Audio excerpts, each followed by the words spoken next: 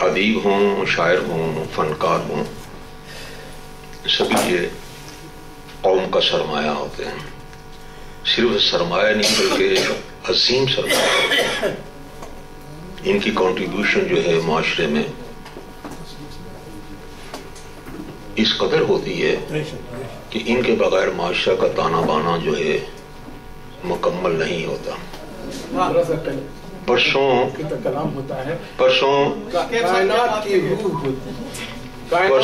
مجھے اتفاق ہوا ہے یہاں پہ جمعے کو کیٹس کے مکان پہ جانے کا.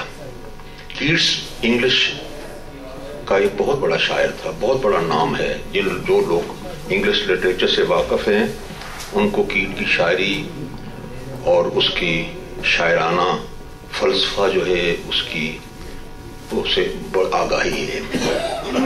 میں دیکھ کے بڑا حیران ہوا. میں 4 گھنٹے تک اس مکان میں یعنی ٹھہرا اور میں یہی سوچتا رہا کہ ہمارے ہاں بھی شعراء ہیں، بڑے عظیم شعراء ہیں، غالب ہیں، مومن ہیں، ذوق ہیں، اور سب سے بڑے بڑے علامہ اقبال بھی گزرے ہیں، کل بھی ہیں. تو میں موازنہ کرتا رہا کہ انہوں نے ایک ایک چیز کیٹس کی اس طریقے سے سنبھالی ہے اور اس عرصے کو 200 سال گزر گیا. یعنی اس مکان میں کیٹس جو ہے 1819 سے 1820 تک ٹھہرا، 2 سال اسی ٹھہرا اس مکان میں. آج وہ مکان انہوں نے کیٹس کے بعد انہوں نے وہ ایک جو جس کرسی پہ وہ بیٹھتا تھا وہ نہیں ہلائی، اسی پوزیشن میں رکھی ہے. جس بیڈ پہ وہ لیٹتا تھا اس بیڈ کو اسی طریقے سے ڈیکوریٹ کر رکھا ہوا اسی جگہ پہ، اور ساتھ نوٹس لگائے ہوئے ہیں کہ یہاں یہ صوفہ جو پڑا ہوا ہے اس کی سمت کھڑکی کی طرف اس لیے کہ جب کیٹس بیمار تھا تو وہ یہاں سے باہر کا گارڈن دیکھ سکے، تو انہوں نے اس صوفے کو سیٹی کو اسی انداز میں رکھا ہے. اس کے ہاتھ کے لکھے ہوئے جو خطوط ہیں اس وقت وہ اسی طریقے پرزرو کر کے رکھے ہوئے ہیں. اس کی لائبریری سے استفادہ کرتا وہ کتابیں ایسی ہی سجی ہوئی ہیں. تو میرا کہنے کا مطلب ہے کہ اتنا دل میرا دکھی ہوا دیکھ کے. میں بھی ایک چھوٹا موٹا شاعر ہوں، قوم کی خدمت ہم سب لوگ کر رہے ہیں، مرزا صاحب کر رہے ہیں، آپ سب کر رہے ہیں، محبوب صاحب کر رہے ہیں، اور لوگ کر رہے ہیں. لیکن میں اس سوچ میں ڈوب گیا کہ آخر اس کا حاصل کیا ہے. ایک دم سے میری نظر لوٹ کے جناب واپس گئی منٹو پہ. منٹو افسانہ کا، اردو افسانے میں کا خدا ہے.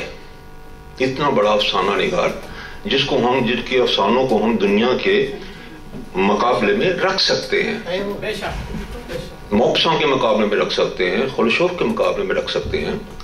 اتنا بڑا افسانہ نگار، اور ساری عمر وہ قلم گھسیٹتا رہا ہے.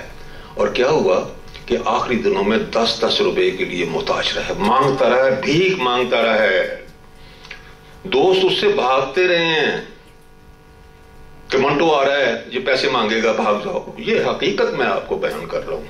ساغر صدیقی اتنا بڑا شاعر ہے، اتنا بڑا مطلب اس کا کلام ہے، لاہور میں سڑکوں پہ بیٹھا ہوا بھیک مانگتا رہا ہے، آنا نہ، اور لوگ جو ہے اس سے منہ پرے کر کے گزر رہے ہیں. تو یہ ایک مایوسی کی بات ہے. اب کل بھی خبر آ رہی تھی کہ علامہ اقبال کا جو مکان جو انہوں نے پرزرو کیا ہے، ہماری حکومت کا کام ہے، وہ سارا وہ ہو رہا ہے، سیلاب زدہ ہو رہا، بیٹھ رہا ہے، زنگال چٹ گیا اس کی دیواروں پہ، کوئی دیکھنے والا نہیں. تو میں یہ سوچتا ہوں کہ ہم کس کے لیے کیا کر رہے ہیں. ہم تو بہت کچھ کرتے ہیں، لوگوں کے لیے لکھتے ہیں. مرزا صاحب اپنی اتنے عرصے سے لکھ رہے ہیں، یہاں اور صاحب بیٹھے ہیں، نادر صاحب بیٹھے ہیں، آپ بیٹھے ہیں. لیکن ہمارا، میں سوچتا ہوں کہ کیا انجام کیا ہوگا، اس کی پذیرائی کیا ہوگی، کیسے ہوگا؟ کچھ بھی نہیں ہوگا. تو زندہ قوموں ہمارے لیے مطلب ہے ہماری قوم بھی مردہ، میں حسب کروں مردہ ہے، وہ پذیرائی نہیں کرتی ادب کی. معذرت کے ساتھ کہتا ہوں، ہم نے کتابیں تو بہت لکھی ہیں، تو کیا ہوا، نتیجہ کیا نکلے گا؟ معاشرے نے لوٹا کے کیا دیا؟ ہم نے تو معاشرے کو بہت کچھ دیا. ہم نے تو یہی سیکھا تھا کہ بھائی دیکھو، ہمارا استاد یہ کہتا تھا کہ دیکھو جن کرسیوں پہ تم بیٹھ کے پڑھ رہے ہو، جس قلم سے تم لکھ رہے ہو، جو پیپر استعمال کر رہے ہو، اس کے پیچھے لوگوں کے ہاتھ ہیں جنہوں نے بنایا ہے، جسے تم استفادہ کر رہے ہیں. اور جب تم فارغ ہو گے پڑھنے کے بعد تو یہ سب قرض ہے تم پہ.